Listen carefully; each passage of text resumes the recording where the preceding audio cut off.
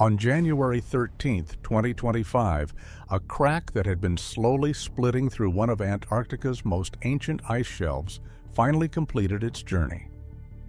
A 209 square mile block of ice broke free from the continent and drifted into the open ocean. What it left behind was a stretch of seafloor that had not seen light or any contact with the outside world for over 500 years. A robot dove in. What it found should not have been there. Scientists called it impossible, and the footage proved them wrong. What the cameras found just weeks ago. This discovery is so recent that more than 70% of the specimens collected have not been fully analyzed yet. A world sealed for half a millennium opened for exactly 12 days, filmed by a robot while the entire scientific team watched in stunned silence. ROV. Sue Bastian, roughly the size of a minivan, streamed live footage directly to the public during every dive. When it descended into the newly exposed cavity, the scientists had already adjusted their expectations downward.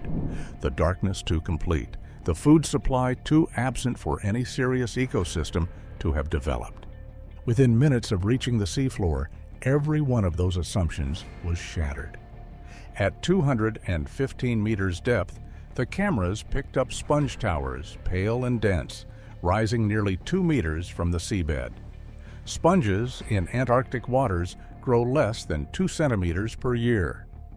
A 2-meter sponge is a minimum of 100 years of continuous growth in total darkness. They were ancient, and they were everywhere. Threaded through each tower were tiny shrimp, brittle stars clinging to outer surfaces, and ice fish drifting between the columns. Ice fish carry no hemoglobin. Their blood is almost completely transparent, their cardiovascular system built around oversized hearts circulating dissolved oxygen directly. They look like something designed for a different planet. Deeper along the shelf break, between 500 and 1,000 meters, the cameras found forests of cold water coral, dense enough to shelter entire schools of fish. Some colonies were hundreds of years old. The structures Sebastian was filming had been building themselves in complete silence for longer than most modern nations have existed. Then, at 1,150 meters, an octopus appeared. Pale, still, sitting on the rocky sea floor. It looked directly into the camera and began to blink in slow pulses of bioluminescence, a communication system developed for a world that had never had anyone to communicate with until now. And then came the phantom jellyfish. Stygiomedusa gigantea. Fewer than 130 confirmed sightings in all of recorded history. Its bell measures more than 1 meter across, 4 ribbon-like arms trailing 10 meters behind it. When it drifted across the camera frame, the control room went completely silent. 6 new species were confirmed. Nearly 2,000 specimens collected: zombie worms, new sea stars, new crustaceans, and what may be an entirely new genus of sea pen. All in a place predicted to be essentially empty. But here is the question nobody had prepared for. The ecosystem was not clinging to survival. It was thriving. And the question that consumed the scientific community was this: what in the universe was keeping all of it alive? The ice had sealed this world from every food source for 5 centuries. There was no sunlight, no nutrients falling from above, no connection to anything at the surface. And yet something had been powering this ecosystem for hundreds of years. The answer to that question leads somewhere far stranger than anything the cameras filmed on the seafloor. The iceberg that changed everything. The iceberg that started all of this is called A84. It broke free from the George VI ice shelf on the Antarctic Peninsula on January 13, 2025, measuring 30 kilometers long and 17 kilometers wide. Its surface area was 510 square kilometers, which translates to 209 square miles. When it calved and drifted away, it uncovered a stretch of seafloor that had been sealed under 150 meters of solid floating ice since before the Pilgrims landed in America, to understand what the George VI ice shelf actually is. Antarctica holds roughly 70% of all the fresh water on Earth, buried under an ice sheet averaging almost 2 kilometers deep. Around its edges, enormous floating platforms called ice shelves extend over the water. They act as physical brakes, slowing the flow of land ice into the sea. When they collapse, the glaciers behind them accelerate directly into the ocean. The George VI ice shelf is the second largest on the Antarctic Peninsula, covering 25,000 square kilometers, an area larger than the entire state of Vermont. It has been in place since the last ice age. Beneath it, the Bellingshausen Sea circulates in near-permanent darkness, completely cut off from the sunlit surface ocean above. For decades, scientists had been watching this shelf deteriorate through satellite observation, and what they were seeing was deeply alarming. Satellite data recorded the shelf thinning at nearly half a meter per year. A study published in the Cryosphere documented a single surface channel on the shelf that had lowered by 23 meters over just 9 years, driven by warming from the 2015 El Niño event. The most alarming melt season on record came in 2019 to 2020, the worst in 32 years of satellite observation.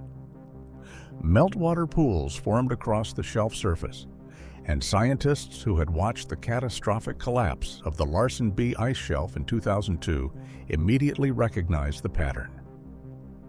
Dr. Alison Banwell of the University of Colorado had been tracking these warning signs for years.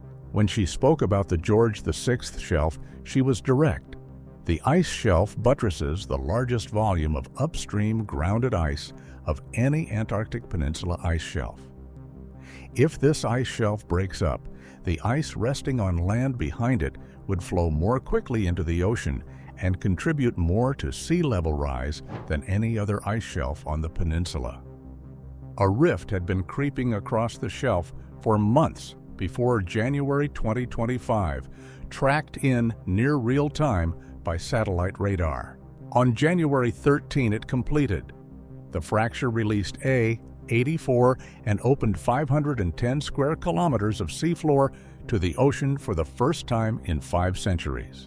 The ice breaking away was the event. What 500 years of sealed darkness had been quietly building underneath it was the story. 12 days and a 90-second miracle. When the calving happened, the Schmidt Ocean Institute's research vessel Falkor happened to already be working in the Bellingshausen Sea on a separate research mission. This was not planned. It was an extraordinary coincidence that would turn into the fastest scientific response to an Antarctic ice shelf event in recorded history. The two co-chief scientists, Dr. Patricia Escate and Dr. Sasha Montelli of University College London, abandoned their existing research plan and redirected the ship within hours of learning about A84. They reached the site on January 25, 2025, 12 days after the calving. After the Larsen C ice shelf collapsed in 2017, the first research vessels did not arrive for approximately 1 year. 12 days is the difference between seeing an ecosystem in its original sealed state and seeing one that has already begun to transform. Chilean naval icebreakers helped cut a path through the shifting pack ice to reach the site. Scientists from 7 countries were on board. The key instrument was ROV Sebastian, streaming live video to the public during every dive. When Sebastian began its first descent into the newly exposed cavity, the scientific team had already lowered their expectations. They were preparing to document a sparse, struggling collection of microbes at best. Then the alarms fired. Voltage on the main power bus dropped by 5 volts in a fraction of a second. Every thruster on Sebastian went silent. The vehicle was dead in the water, nearly 1,000 meters below the surface. The cause was a corroded copper and tin bus bar barely larger than a human hand that had cracked from salt spray exposure. In the Southern Ocean, you cannot send a diver down for repairs. You surface the vehicle, lose hours of your shrinking window, and watch the ecosystem below begin to change without you. The pilot made a different call. He ordered a manual bypass. His team cut the primary feed and spliced in a 2-meter jumper cable from the ship's redundant switchboard. 90 seconds, then voltage snapped back. The thrusters came to life. The control room exhaled as one. The cameras went live again. Sebastian was descending, and the seafloor coming into frame looked nothing like anything the scientists had prepared themselves to see. What came next was the footage that would silence an entire room of the world's top deep-sea researchers and send the data straight to the desks of engineers at NASA. One corroded piece of metal the size of your hand almost cost science the most significant marine discovery of the decade. 90 seconds saved it. The power source that runs on the universe itself. Every large ecosystem on Earth runs on the same engine. Phytoplankton at the surface photosynthesize sunlight into energy, die, and sink. Their remains drift downward through the water column over days and weeks, feeding life at every depth. Oceanographers call this the biological pump, and it powers almost everything living in the deep ocean. 150 meters of solid ice had been blocking that pump completely for 500 years. No marine snow could penetrate it. No sunlight could reach it. The A84 ecosystem should not have had enough energy to sustain microbes at any significant scale, let alone 2-meter sponge towers, coral forests, and a phantom jellyfish with 10-meter tentacles. So what was feeding all of it? Chemical sensors deployed during the expedition found elevated concentrations of molecular hydrogen in the water beneath the former ice shelf. Not hydrogen that had drifted in from outside the system on ocean currents. Hydrogen being produced inside the cavity itself, in the dark. The process responsible has a name: radiolysis. When ionizing radiation, cosmic rays from deep space combined with the natural radioactive decay of uranium, thorium, and potassium in the Antarctic bedrock passes through liquid water, it splits the water molecules apart. The products of that splitting are molecular hydrogen and hydrogen peroxide. On the sunlit surface of the Earth, this process is negligible. It is completely overwhelmed by the energy produced through photosynthesis. But in a sealed, dark cavity cut off from every other energy source, radiolysis does not have to compete with anything. It becomes the only power supply available to life. And crucially, it does not need the sun. It does not need the surface. It runs on the physics of the universe itself, on cosmic radiation and the radioactive decay of ancient rock, processes that have been operating continuously since the Earth formed. The dense bacterial mats coating every sponge surface, every coral branch, and every exposed centimeter of rock in the A84 cavity were running on this energy. Early genetic analysis of the collected specimens revealed hydrogenase enzyme genes, the precise molecular tools that bacteria use to extract energy from hydrogen. These microbes acted as living batteries, converting the chemical output of radiolysis into organic biomass that sponges, brittle stars, crustaceans, and every organism above them in the food web could consume. Autonomous underwater gliders also recorded strong meltwater flow from the ice shelf and elevated biological productivity in the surrounding waters, suggesting that meltwater carrying iron and phosphorus contributed additional nutrients to the system. But radiolysis is the foundation. Without it, nothing else follows. Without it, this ecosystem should not exist. Here is the part that changes everything. The moment NASA engineers read the expedition reports, they recognize the radiolysis energy signature immediately, not because they had studied it in Antarctica, because they had been searching for it somewhere else entirely, somewhere 1.8 billion kilometers away from Earth. An Antarctic seafloor powered by cosmic radiation and radioactive rock just became the most important proof of concept in the history of astrobiology. And the spacecraft that needs that proof is already in flight. The moon that might already have its own version of this. 3 months before A84 calved, on October 14, 2024, NASA launched what it describes as its largest ever planetary science spacecraft. Europa Clipper lifted off from Kennedy Space Center on a SpaceX Falcon Heavy rocket. The mission cost $5.2 billion. Its single driving question: does the ocean beneath Europa's ice shell contain conditions suitable for life? Europa is one of Jupiter's moons. Its icy crust is estimated to be between 2 and 30 kilometers thick. Beneath that crust, data from NASA's Galileo spacecraft confirmed a global saltwater ocean containing more than twice as much liquid water as all of Earth's oceans combined. Jupiter's intense radiation belts bombard that ice shell with ionizing radiation continuously. Radiolysis is happening on Europa right now at rates that potentially far exceed anything measured in Antarctica. If those oxidants cycle into the ocean below through the fractures visible across Europa's surface, they could be supplying the exact same chemical energy to microbial life that the A84 microbes drew from the Antarctic bedrock. Before A84, the scientific case for life on Europa rested on a single analogy. Hydrothermal vents support complex ecosystems on Earth's deep ocean floor, so perhaps Europa has equivalent structures.